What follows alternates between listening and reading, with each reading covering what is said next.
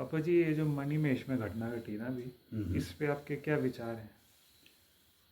देखो, मणिमहेश में जो घटना घटी है ना, ये घटनाएं थोड़ी बहुत तो घटती रहती हैं। पहले भी हर साल ही मतलब कुछ ना कुछ तो थोड़ा बहुत घटित होता है। लेकिन इन यात्राओं में जो पहाड़ यात्राएं होती हैं, इनमें कुछ चीज़ों का हमें विशेष ध्यान रखना होता है।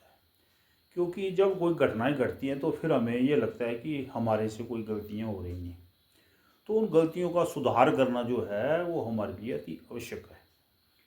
अब ये जो इस बार बारिश ज़्यादा हुई वो एक प्राकृतिक कारण भी है, लेकिन सुधार की दृष्टि से कुछ बिंदु हैं जो हमें जिस पे विचार करना चाहिए। सबसे पहले तो ये है कि यात्रा जब हम करते हैं तो जो पहाड़ी यात्राएं हैं उसमें जो छोटे बच्चों को लेकर के जो हम चल पड़ते हैं, हम्म। ये बिल्कुल बंद होना चाहिए। उसके बाद फिर जब हम यात्रा में निकलते हैं तो वहाँ ऐसी कोई भी वस्तुएं लेके ना जाएं जिससे कि वहाँ पर्यावरण जो है वो दूषित हो।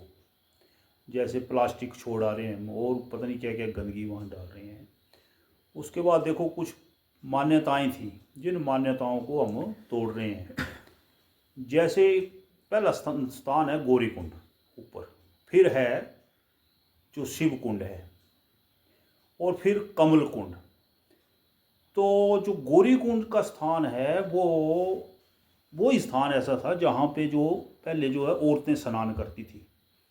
लेकिन ऊपर जो मणिमहेश का जो मुख्य कुंड है उसमें औरतें स्नान नहीं करती थी। वहाँ सिर्फ माथा टेका जाता था और सिर्फ मर्द जो है वो स्नान करते थे। फिर है कमल कुंड।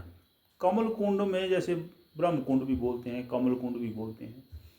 वो जो है वहाँ नहाने का, वहाँ उस कुंड में हाथ डालने का कोई ये नहीं था। लेकिन वहाँ सिर्फ माथा टेक सकते हैं आप जाकर के, उस कमल कुंड में जाकर के आप माथा टेक सकते हैं। तो ये गलतियाँ हम कर रहे हैं। और दूसरा ये है कि जो शिव कुंड है जहाँ मणिमहेश का जो स्नान होता है, वहाँ जो हम बस्ती बसा दे रहे हैं ना, वहाँ कैंपिंग कर रहे हैं, हम टेंट लगा दे रहे हैं, वो सब जो है वो गलत है। और टूरिस्ट पता नहीं एक और क्या प्रचलन चल पड़ा है कि जो कपड़े अपने वहाँ छोड़ आ रहे हैं, तो उससे गंदगी पड़ रही है। ये सब बिंदुओं पे हमें ध्यान रखना पड़ेगा और ये बंद होना चाहिए। ये मेरा मानना है।